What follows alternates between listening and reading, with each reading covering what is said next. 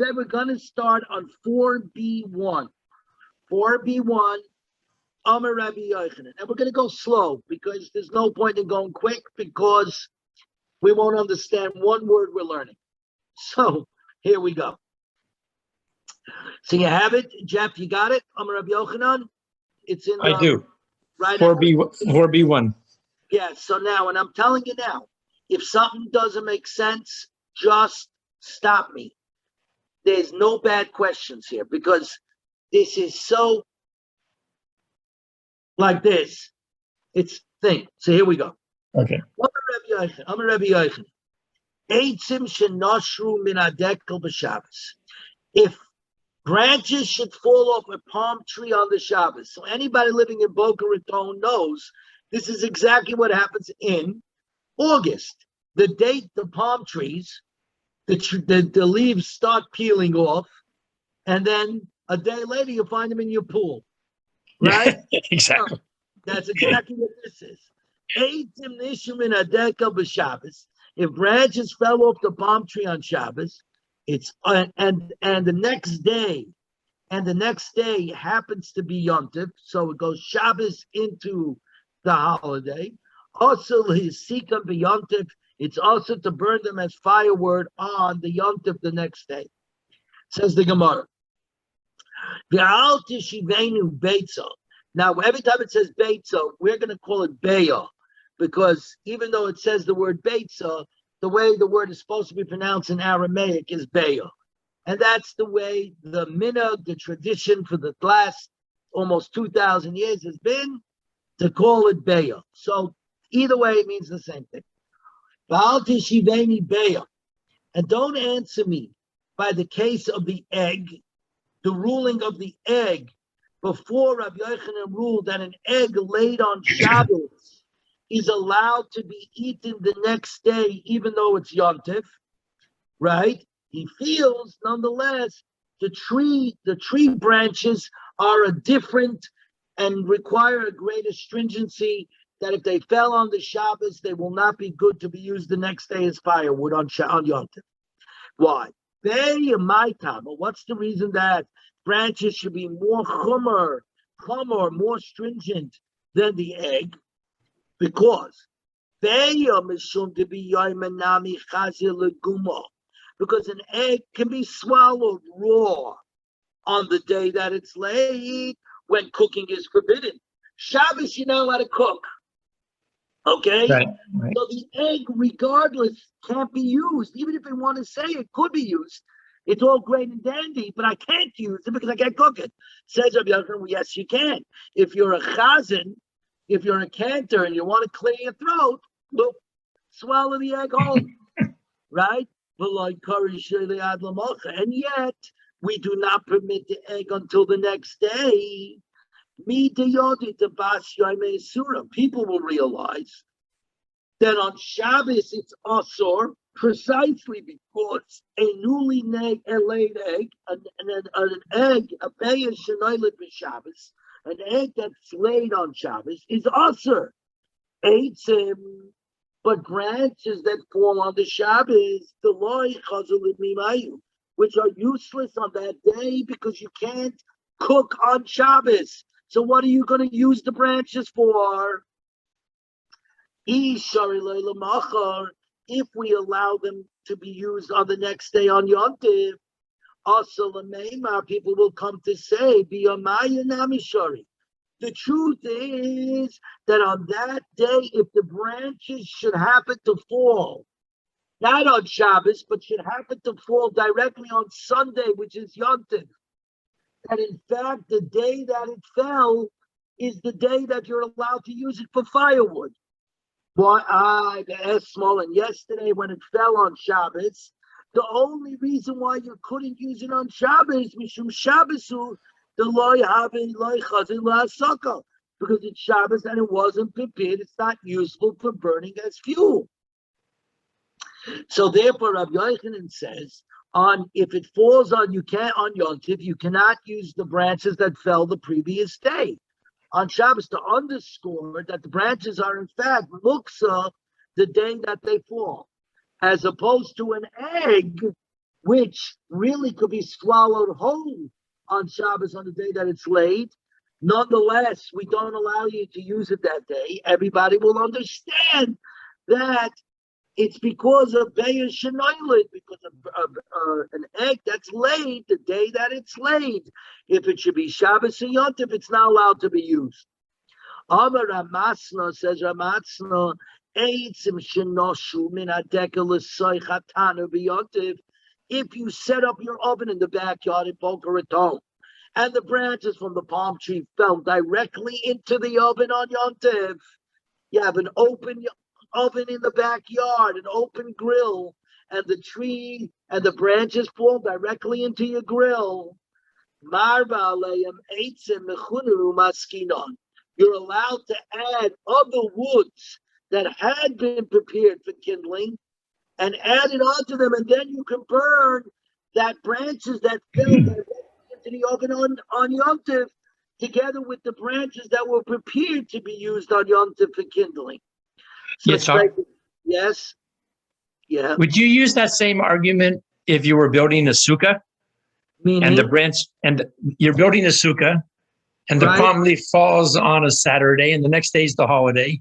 Could you use that palm branch to put on your roof? Yes, because there's no action. You see, you don't have to do anything. You don't have to kindle it. The branch is meaningless. It's the kindling that's everything.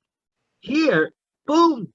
Now, the better question would be, if the branches fall on and you didn't have schach on top, so you didn't do it l'shem mitzvah sukkah. You didn't put down the schach for the intent of the mitzvah of sukkah. So that would be a question. That's a different question than what we're dealing with here. That's a question: do I require intent in order to be mekayim the mitzvah? In order to fulfill the mitzvah, does it require intellect, intent, or no? If it just so happens to work out, great. That's a different question. But it's a good question what you're asking. That's the fundamental difference here. That's why you can put, so despite the Gemara, first of all, but when he arranges the wood in the oven, he unavoidably moves the prohibited wood as well, right? It's one thing to pile on permitted wood that was put aside for kindling on Yom Tov, but the wood that fell directly into the oven from the branch is inherently forbidden. I'm just covering it up with the other branches, but in doing so, I am moving it around. Hey, that's usher, says the Gemara. Since the majority of the wood in the oven is now permitted non-muksa wood, because this wood was set aside for kindling on the yontif, and on yontif you're allowed to cook. Ki kamahapich, when you're moving it around, behetera kamahapich. You're moving around only permitted wood, right? So we said that means, why? Because the forbidden wood is being nullified in the majority of good permitted wood, right? In other words, it's being nullified. It's being mevatel. So pray to Gemara, but 1 minute, you're deliberately nullifying it. You're deliberately nullifying a prohibited item. And we learned in a Mishnah, we do not deliberately nullify a prohibited item in the first place. So that's a good question. Says the Gemara, this rule that you're not allowed to deliberately nullify something, that's hani mili b'dioraisa. That's only when you're dealing with a biblical prohibition. So for an example, if nevela fell in, or treifa fell in, or a piece of truma fell in, you're not allowed to deliberately bring good stuff and overwhelm it, right? 100 to 1. This you cannot do. That you're not allowed to do. But when it's a rabbinical decree, it says the Gemara Vaita, but with regard to a rabbinical prohibition, you are allowed to deliberately nullify. In other words, if the rabbis put in a prohibition, so for an example, all of this stuff of falling directly, that you're not allowed to use it that day and all that, which is all rabbinical in nature, that it's rabbinical in nature, you can go work around it by going ahead and nullifying it. So says the Gemara, Rav Ashi, but according to Rav Ashi the Oma, called we're now on 4b2, but according to Rav Ashi, that says any item that will become mutter automatically. So in other words, today is Shabbos, so the egg gets laid today. So it's no good. But tomorrow, can I eat the egg? Yes. Says the Gemara, afilu midrabanan, then even if it's only prohibited by a rabbinical decree, loy bottle, it does not become nullified in a mixture. So anything that has a double sheyesh like matirin, anything that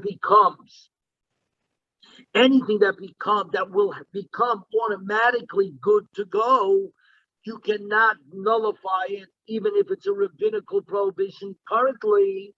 But then what are you going to say? Even though the branches are muksa yontiv, they will become permitted on the following day, right?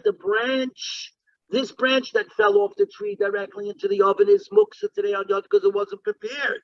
But tomorrow, when it's a weekday, I'll certainly be able to use it. So if that's the case, it's a double sheyesh le'matirin. It's a thing that's going to become automatically okay to use. We have a rule: anything that's automatically going to become okay to use today, it cannot be nullified, even if it's rabbinical in nature. So how are you going to explain that? A lot of pile on a bunch of other wood on top of it, and I could use it. As the Gemara, Hani Mili Heichadasili Surbeine.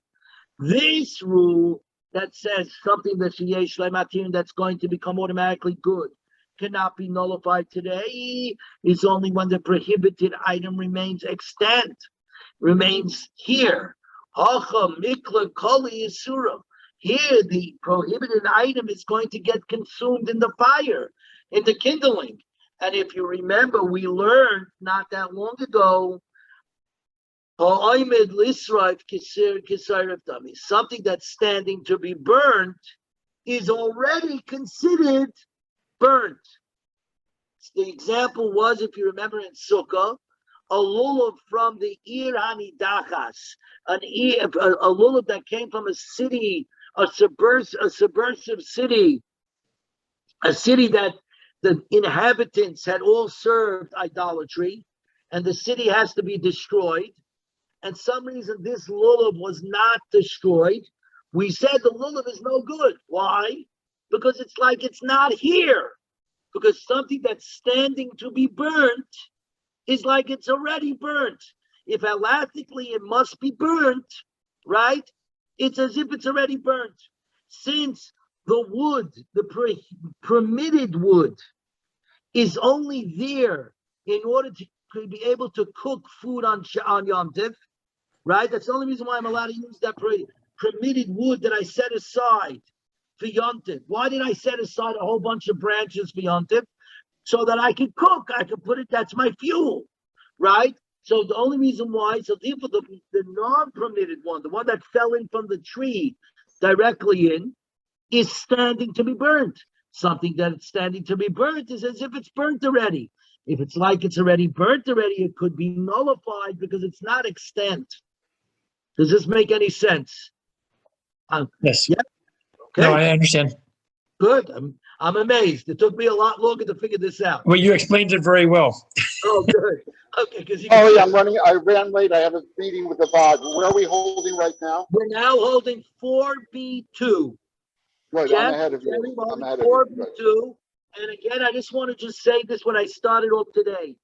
If you try to do Shabbos' daf on your own, you will have discovered that Beitzah, or Beitzah is the way we're supposed to call it, is an extraordinarily difficult difficult Masechta. The opinions go back and forth and sideways. They're like a pretzel. So if you're having trouble, welcome to the club.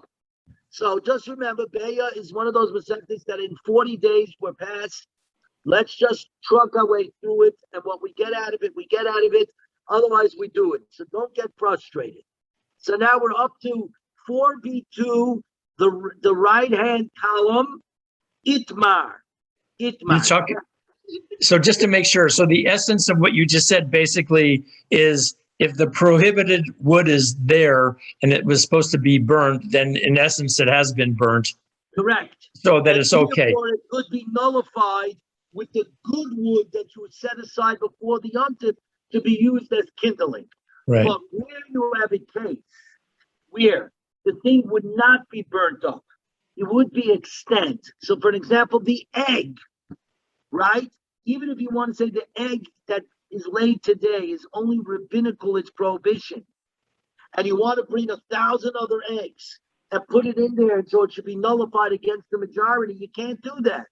Because since tomorrow, it's a davar sheyesh lo matirin, tomorrow it will become edible automatically because tomorrow's a weekday, and we have a rule: anything that's going to become permitted automatically, davar sheyesh lo matirin, afilu midrabanan. Even if today the iser, the prohibition, is only rabbinic, it's not bottled. It cannot be nullified.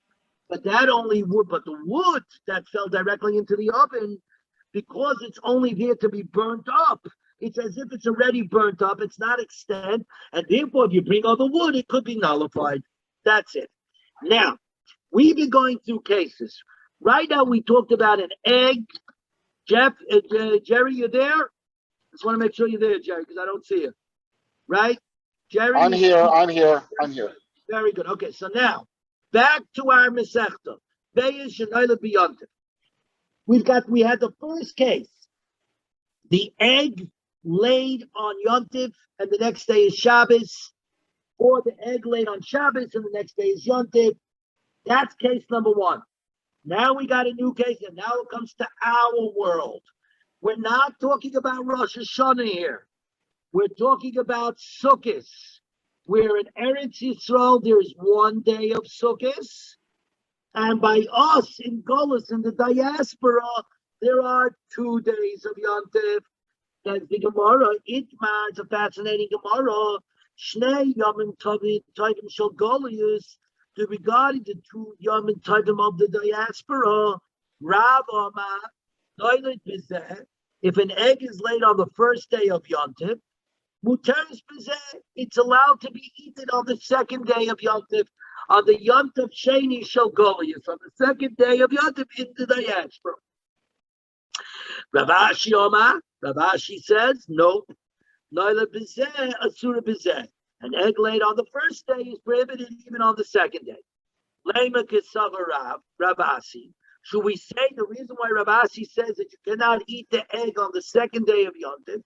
Kedusha Achasi. It's one long period of holiness.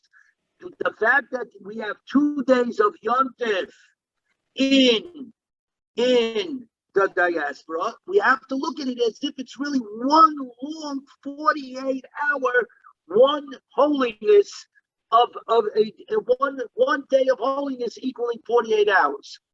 Says the Gemara, but you can't say that. Rav Asi Mabdul because Rav Asi had the tradition to make Havdalah between the first day of Yontif and the next. Because as we're going to see, Rav Ashi held, come on, we know today exactly when Yontif falls. So the truth is we should only have 1 day Yontif, just like in Eretz Yisrael. But for whatever reason, as we're about to see, we have 2 days Yontif. And he would make Havdalah after the first day. He said, because he said, really, the second day is only a weekday. And then he would turn around and make Kiddush on the second day. Right? So in other words, Rav Ashi clearly sees it as 2 separate days. That's right. So pray the Gemara, Rav Ashi says the Gemara, Rav Ashi Sefuke Misafkula. Actually, Rav Ashi was uncertain whether the 2 days of Yontif in the diaspora, in Golus, are considered one extended period of holiness, one 48-hour period of holiness, or it's two. So he acted in Chumrah both ways. He said, on the one hand, I'm making Havdalah because I really know that it's only 1 day of Yontif. On the other hand, maybe it's one long day of holiness, so I'm not going to let you to use the egg that was laid on the first day for the second day. So you're going to tell me this is a contradiction all the way around. How can he do this? So let's keep working through this Gemara.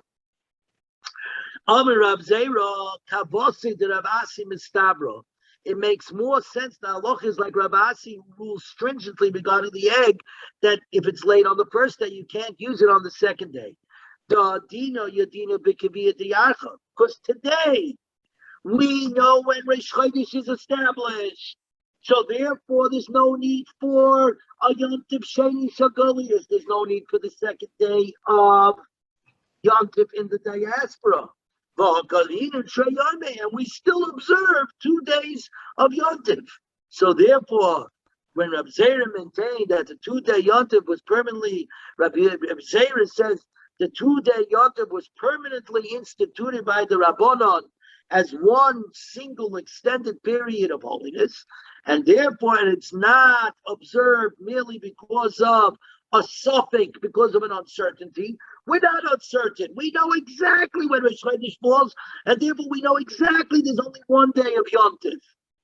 Nonetheless, the Rabbanan said 2 days Yontif in the diaspora. That's the way it is. It's established, right? And therefore, you can't eat the egg on the second day. We're now on 4b3. Amar Abaya, no, just the opposite. Kabose de Rav mistabra. The halacha is like Rav is more logical. Rav, who says an egg laid on the first day of Yontif could be eaten on the second day of Yontif, on the Yontif Sheni Shogolius. It's not, because we learned in the Mishnah, which described the method in which Bezdin declared the Rosh Chodesh Berishina at the beginning. Chayu Mashiach Mesuos. Originally, they would light torches on the mountaintops, from mountaintop to mountaintop. If you guys remember the Lord of the Rings, right? When they need to lit the Rohan. No, what it called, Mordred's people were coming, they lit the lights from one mountain to another mountain. This is where they got the idea from, because this is how we used to let the people in the diaspora know that Rosh Chodesh was established. They would light it from mountain to mountain. Mishikilku akusim, but when the kusim undermined the method by lighting up on their mountains, even when it wasn't, hiktidu shayu shulchan yotzim. They would send out the Pony Express to ride out to let everybody know that the Chodesh had been established, right? But the problem with that, and that. Of course, the problem with that is that the Pony Express took time to get well into the diaspora, well into Babylon. And therefore, there was always an uncertainty, and that's when the second day of Yontif Sheni Shogolius, the second day of Yontif in the diaspora, was established. The Ilu, but when the... Where are you holding it, 4b3. 4b3. And again, I just want to say, now that my father's on the line, again, Beya is an extraordinarily difficult Masechta. And so if you get confused, the back and forth and twists and turns of the pretzel, don't get frustrated, because nobody follows it. All right, unless you're a genius. And this 4B2? What? 4B3. 4B3. So now, the Mishnah said it seems to apply that when the kusim were eliminated from the scene, therefore the torches on top of the mountains would resume. We would all observe only 1 day of Yontif. In other words, we will take away the Yontif Sheni Shogolius. The second day of Yontif in the diaspora will disappear. And therefore, wherever messengers in the Pony Express, when that method was being used to let everybody know that that Rish Chodesh was established, wherever they reach, Abdina Chad Yoima only held one day of Yontif, just like in Eretz Yisrael proper. So the Mishnah clearly seems to be saying that the 2-day Yontif was not a takonos rabbanon, is not a rabbinical decree, but was one and that was established as one long day of Yontif, of holiness, one Yom Arichta, one long 48-hour day of holiness, but really was only established as an uncertainty. It's an uncertainty when Rosh Chodesh was. For those places where it was an uncertainty, then what do you call it? We would set up, you would have to hold 2 days of Yontif. Therefore, Rav's thing is reality. An egg that's laid on the first day of Yontif could be used on the second day, because the second day is really a weekday. It's not a problem. So now the Gemara says, Bahashta, now us guys, we, the Adina B'Kaviyah Diarcho, who know exactly when Rosh Chodesh is established, my time of in Trey Yomi, what in the world are we holding 2 days of Yontif? Eretz Yisrael holds 1 day. We should hold 1 day because we actually know which is the real day of Yontif. There shouldn't be 2 days of Sukkot. There should be 1 day of Sukkot. We should get, just like Eretz Yisrael gets an extra day of Chalamoid, we should get an extra day of Chalamoid. What's going on? Says the Gemara, Mishum de Shluchim Edom, because they sent the following message from there, from Eretz Yisrael to Babel. This Gemara, this is a conversation that takes place in Sanhedrin, Daf Yud Zayin Amud Beis 17b. Hiziru b'minag aviseinu b'yadechem. Be careful to perpetuate the custom of our fathers that is in your hands to observe 2 days of Yontif in the diaspora. Zimnin the Gizrei Malchus Gezerah. Because someday the Gentile government may promulgate a decree forbidding the study of Torah, and you'll become to err and you'll lose the calendar, and then you're going to get confused. So better keep the 2, okay? Now, keep the 2, all right? So now what do you see over here? That in fact, the reason why we continue to keep the 2nd day of Yontif, the Yontif Sheni Shel Goliath, is a Minig Yisrael. From here you see, is a tradition of Israel. From here you see the rule, Minig Yisrael Dinu. A tradition of Israel is a din, is a halacha, which will now explain Rav Ashi. Rav Ashi said, I know today that we really only have 1 day of Yontif. So that's why Rav Ashi said, Midi Yoraisa, make Havdalah right after the first day. Nonetheless, I tell you, you can't eat the egg for both days. You know why? Minig Yisrael. The rabbi said, hold on to the minig of your hands. So now, you should know, this has always been, everybody heard of Dennis Prager, right? The famous Dennis Prager, right? Commentary. Dennis Prager actually is an Orthodox Jew mostly, except he has problems with Yontif Sheni. He does not hold Yontif Sheni, and he says, because we know exactly when Yontif Rishon is, I don't understand Yontif Sheni. And that is because he's missing an essence over here, a remarkable thing. Our faith, our emunah, is based for the last 2,000 years that Hashem has been aster banim. Hashem has hidden from us in that we are in the diaspora for the last 2,000 years. We do not have a Beis Hamikdash. We don't have a Chayzer. We don't have a Navi. We don't have any of it. Our faith is really built not so much on Emunas Hashem and faith in God, as in emunas chachamim, in faith in our sages. We stand on their shoulders. That's what this Gemara is saying. Remember the tradition, the customs of your fathers, keep them in your hands. That's what keeps us going, and what has kept us going. That's really some staple. The Torah says, listen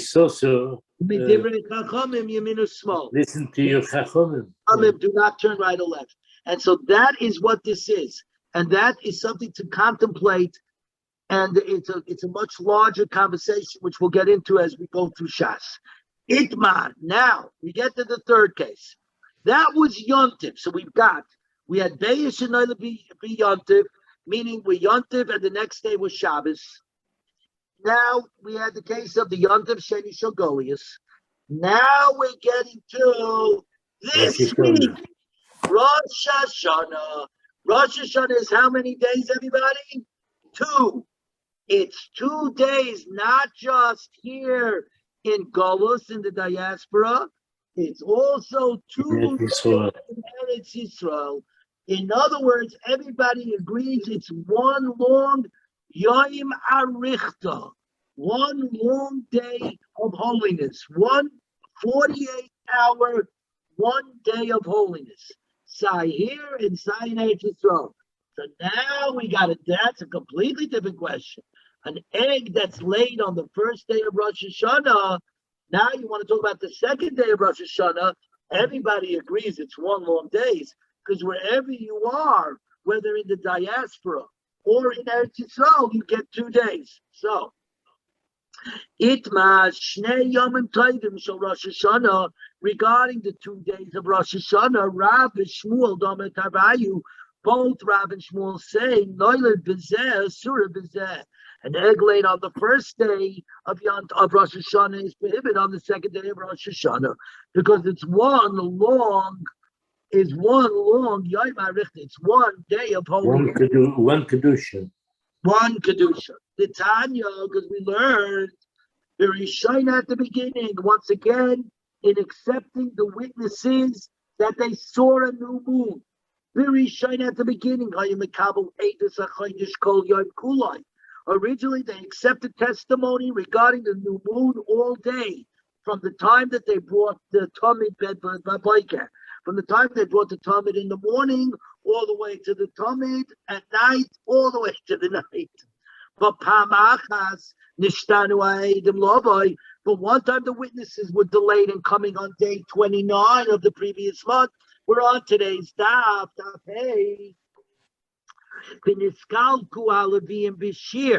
And the Leviim made a mistake in the song that they sang, that when the Talmud was brought in the afternoon. Look at Rashi. Talmud shel beinu abayim, the top line. Sha'amru shira shel chol. They said the shira of the regular weekday. Hayu saivrim, because they thought that no witnesses are coming further, and today is a weekday. But then the witnesses came afterwards, and the day became holy as a Rosh Chodesh, and they should have said the Shira, the song of Rosh Chodesh. So they did. They said, we don't want that problem to happen. Hiskinu, the Chachamim established, they only established until the afternoon Talmud was offered. That means Mincha Gedoyla, the large Mincha, meaning 6.5 hours into the day. And if witnesses came from the afternoon Talmud and onwards, they would keep that day holy and the following day holy.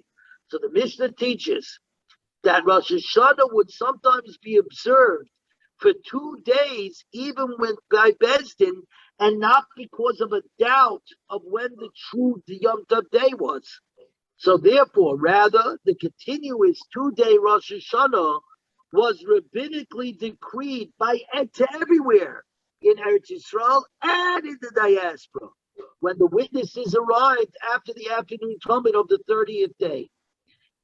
So therefore, rabbinically speaking, everybody is got one long Yom HaRichta of holiness of 48 hours on Rosh Hashanah. And therefore, the egg laid on the first day is also on the second day, because the second day is really part of the first day.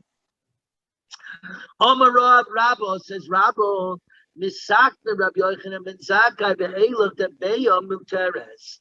And again, though we say it's Beitzah, Aramaically it's Beya, and the Tiferes Yisrael in the Mishnah says you should use the word Beya.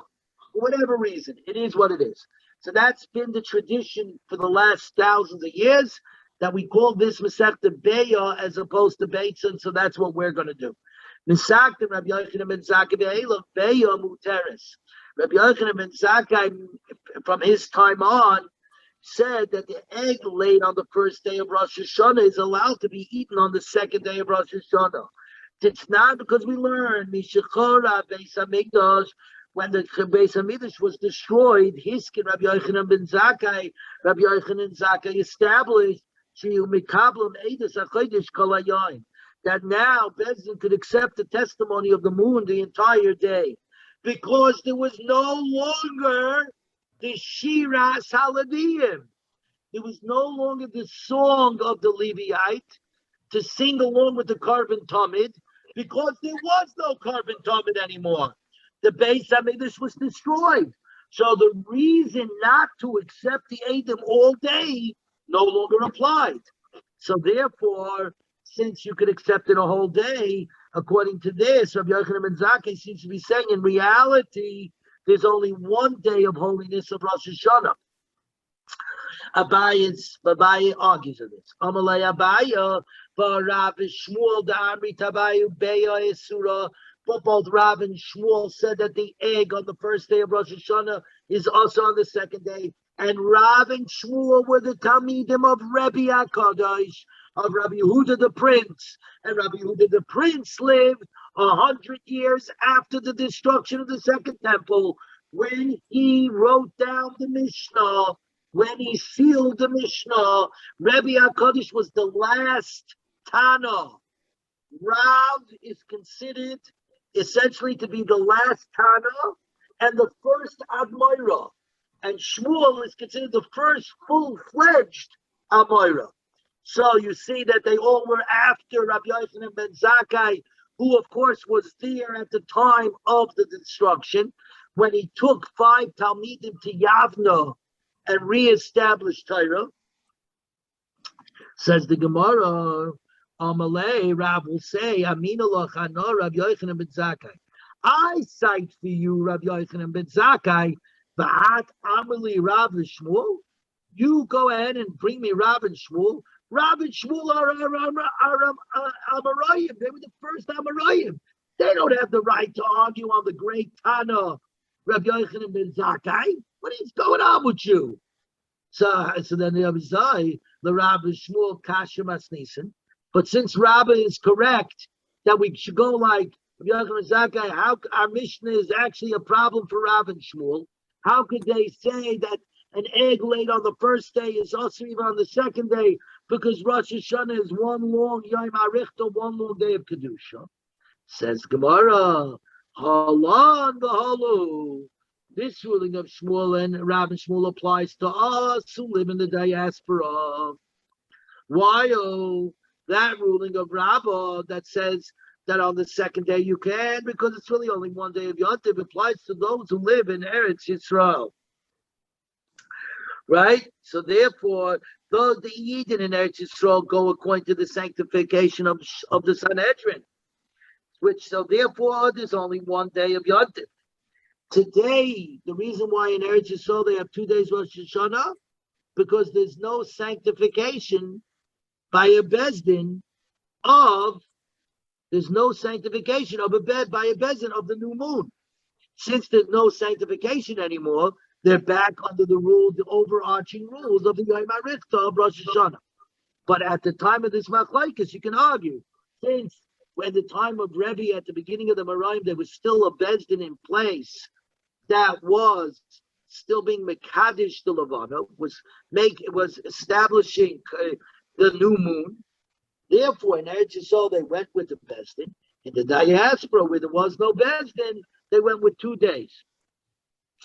The Rabbi Yosef Omar, Af mitakanter Rabbi Yochanan ben Zakkai, Rabbi Yosef argues, says even from the time of the Takana Rabbi Yochanan ben Zakkai, Beya Surah, the egg laid on the first day of Rosh Hashanah is also on the second day, even in Eretz Yisrael. My Tama, have a double shibaminyan, because the egg was a law passed by ballot, meaning there was a vote. B'chol double shibaminyan, tzarich minyan achalatire. We're on 582. Anything that was voted by a ballot requires another ballot to repeal it, just like lahavdil we have today.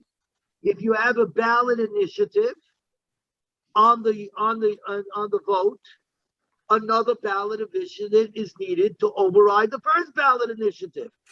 Since there was no ballot, since an assembly of sages must formally decide to rescind the enactment, even though the reason doesn't apply. Since, in fact, this never happened, no good. The egg that's laid on the first day is no good on the second day. And even in Eretz Yisrael, they've got 2 days of Rosh Hashanah. Amar Rabbi Yosef, how do I know that an official decision of a body of the sages is required to overturn an original ballot vote of Rabbanon, even though the reason for the prior enactment doesn't apply? Because it says, Rabbi Shloim said to Moshe Rabbeinu, Leich emolem shuvu lachem lelehem. Go say to them, return to your tents. Omar, and the Torah also says, when the ram sound slongs, they may ascend the mountain. Okay? And the Gemara on Amid Beis is going to explain how does this explain what Rabbi Yossi said, that the psak of one set of Rabbanon requires another set of Rabbanon to override it. How do I see that from these psukim? So hold off on that, because on Amid Beis we're going to get to that. Vitanya, and we learn Kerem Revai Yerushalayim, all produce of the vine in its 4th year. That's the Neta Revai, which has a din like Ma'aser Sheni, that has to come up to Yerushalayim. Mahalach Yoimech L'Chotzat, from any place that's within 1 day's travel to Yerushalayim from every direction. Vizuhi Techuma, and this is the area that's encompassed by the decree. Min Alos min Atzafan, Ba'akrabas min Adoram, Lud min Amara, Biyarde min Amizrach. These are the 4 distances in which you got to come up to Yerushalayim for Neta Revai. My time. What's the reason that such produce must be brought to Yerushalayim and cannot be redeemed on money, just like all other Ma'aser Sheni? Why? So that the marketplaces of Yerushalayim should be filled with fruit. Vitanya, and we learned, Rabbi Eliezer, the produce from a 4-year-old vineyard. B'mizrach Lod, it was to the east of Lod, b'tzad Kavar Tovi, near Kavar Tovi, which means it was within a day of journey of Yerushalayim. It was between Yerushalayim and Lod. So it was within this boundary. We're on Amid Beis, 5b1. 5b1. Ubikesh lafkira la'aniyim, and he wanted to abandon it to the poor. He wanted to be mafkarit to the poor to give, because it was too difficult for him to bring up the produce to Yerushalayim. So he figured let the Aniyim have it.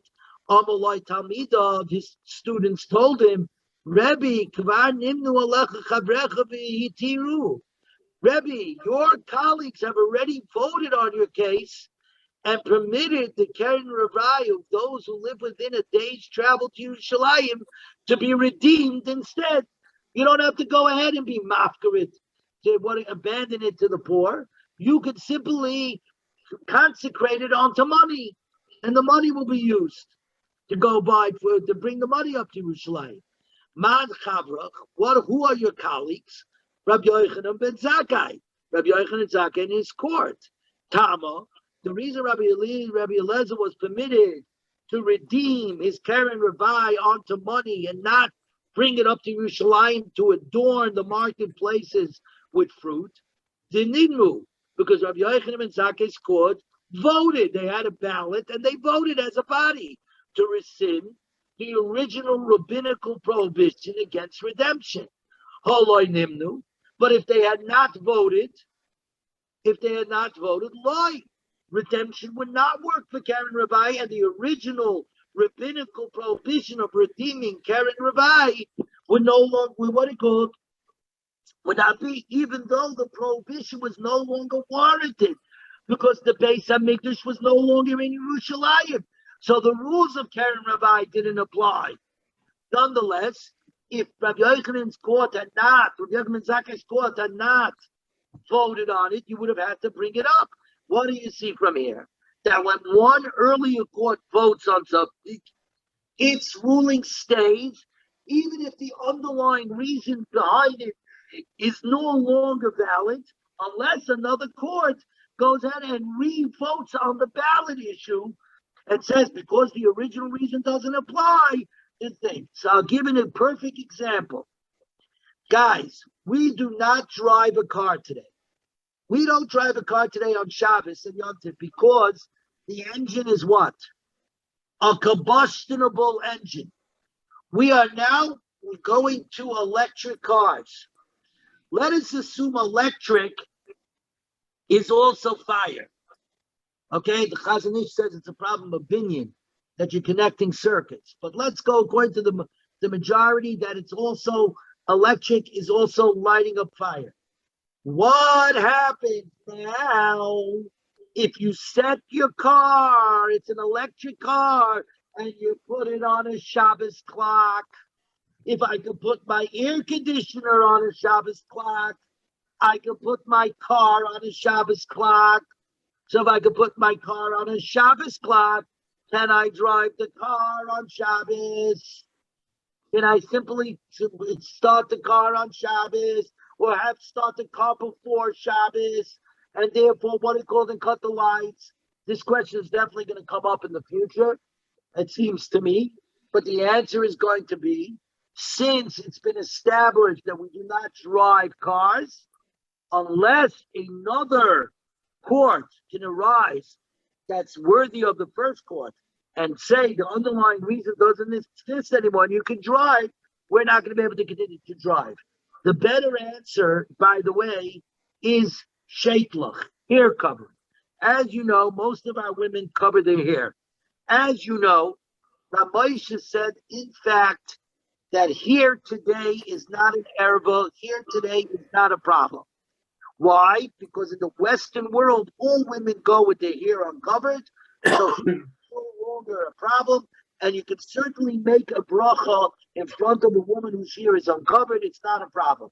So why do we wear sheitlach still?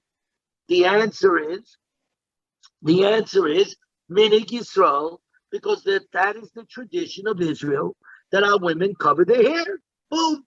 So that's why most women today cover their hair. But if a woman does not cover her hair, it's not a problem. You got Moshe says it's no longer a problem in the Western world. But nonetheless, the tradition stays because nobody's going to say anything to override the tradition. So now we go further. What now it says, what did Rabbi Yosef mean when he said scripture also says, which we didn't understand? He's trying to teach us this idea that one Beis Din has to, if it votes, we require another Beis Din to vote to change it when the underlying reason is not there. And he brought a few psukim, which made no sense to us. Go and return to your tents. When the ram's horn sounds long, they could come up to the mountain. What's going on over here? Mechti. This is what Rabbi Yosef was saying. Mechti. Ksiv.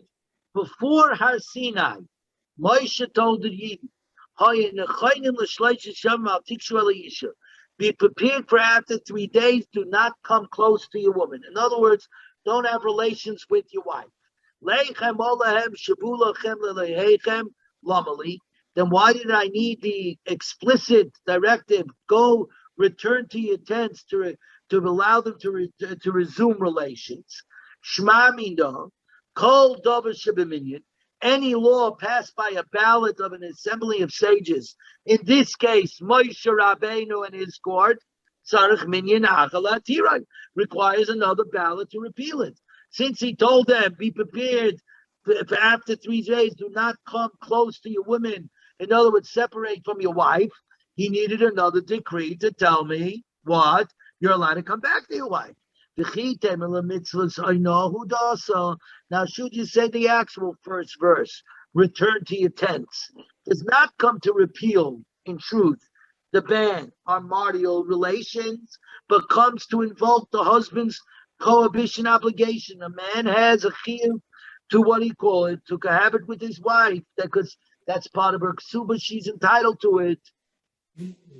Tashma, we'll have another pasuk. When the ram horn sounds long, you may ascend the mountain. Machti, ksiv, gamat soiba bokal yiroyal mula harahu. Also, the sheep and the cattle shall not graze opposite that mountain. Why did I need it to say when the ram horn sounds long, they're allowed to? Shma mina, davar shebeminyan, sarach minyan achalat tiroi. Any halacha that was paskin requires another ballot to repeal it. Rabbi Yossi then has a third one, 5b2, and this is where more or less we're going to find a play. We're going to make it to the end of the Yom. And that should take us just a couple of minutes, and we'll be finished here. It's 10 o'clock. I might say the sources are only biblical. And for that reason, on a biblical decree, Moshe's decrees, therefore that requires another Bezdin to have a formal to formally reverse it. The biblical here is because Hashem told them. Yes, but Hashem, you can't say Torah Hashemayim. So I don't want to say that. I know, but that's what the Gemara means here. Yeah, no, not totally. Yeah, I know that it means Rashi says, but that Rashi is a little schwer. Because the psak is from HaKadosh Baruch Hu, it requires a Bezdin. Right, that's what the Rashi means. But Daddy, if you think about that, if it comes from the Almighty, it should require the Almighty. But it doesn't say that. It says a Bezdin. So, and Torah is Loy B'Shamayim. So, I don't want to get into the whole thing. So let's just stick to it, that it's rabbinical in nature, it's biblical in nature. That would require a Bezdin to overturn it. Okay, because Daddy, the basic question would be, how could a Bezdin overturn a biblical thing? It should be impossible. You need to hear it directly from the Rebbeinu again, from Hashem. So it's a much longer conversation. We have to think about it, but we don't have time because we're doing the Daf Yomi, right? So here we go. But the question's a good question. I will be the Rabban on law. But anything that's rabbinical in nature, that started off rabbinical, should not require, just like those rabbis paskined one way, the new rabbis can paskin another way. What makes those rabbis any bigger than these rabbis? Says the Gemara, Tashma, no. You see, from Kerem Ravai, for Kerem Ravai the Rabbanon, the whole obligation to bring Keren Ravai to Jerusalem, to Yerushalayim, is only rabbinical. In the Araisa, Keren Ravai is nothing more than like Maisa Sheni that you can redeem onto money. You don't have to bring the actual fruits to Yerushalayim. It's only rabbinically that they wanted the marketplaces of Yerushalayim to be filled with fresh fruit. Become relay, and yet the Beitzah reports that the Talmidim of Rabbi Eliezer told him, your colleagues have already voted on it. Rabbi Yochanan ben Zakkai voted on it and permitted the redemption of Keren Ravai. So you see that even rabbinically, a rabbinical prohibition requires another rabbinical court to vote it out. And as you can see, for an example, Yontif Sheni Shalgolius, that very rarely does a new court come and overturn an ordinance of an old court. Now, should you say regarding the egg as well? Even though Rabbi Yochanan ben Zakkai Misharu, Rabbi Yochanan ben Zakkai in his court voted on it and it allowed it to be eaten on the second day that on what do you call it? That it would be allowed to be, if it was late on the first day of Rosh Hashanah, it could be eaten on the second day of Rosh Hashanah. For when they voted, they only addressed the issue of accepting testimony after the afternoon Talmud sacrifice because the Beitzah Mikdash didn't exist. They did not vote on the egg's permissibility. Therefore, the original prohibition of the egg laid on the first day of Rosh Hashanah being usher, prohibited on the second day, remains. The second day is only a minute, as it were. According to Rabbi Yochanan, in Eretz Yisrael, there would only be one day, because as long as there was a Bezdin to establish the new moon, they would only have one day Rosh Hashanah. It was only in the diaspora there would be 2 days. It's only when the Sanhedrin was abolished that the 2 days of Rosh Hashanah started in Eretz Yisrael. Nonetheless, even when they only had 1 day, the egg was also 2 days. Do you mean to say that the egg was specifically voted upon in the original vote? No,